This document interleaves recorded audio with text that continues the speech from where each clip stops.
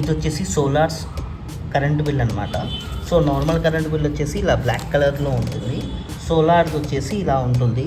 So ఇక్కడ import వచ్చేసి అంటే ఇంపోర్ట్ 303 నేను బయట నుంచి తీసుకున్నాను అనమాట ఈ కరెంట్. ఇది ఎక్స్పోర్ట్ అంటే నా సోలార్ ఎంత జనరేట్ చేసిందని 271 యూనిట్స్ వచ్చేసి నా సోలార్ జనరేట్ చేసింది.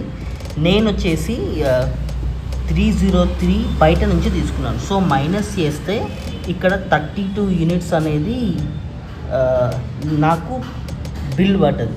సో అందరూ అనుకుంటారు, అందరూ ఏమనుకుంటారంటే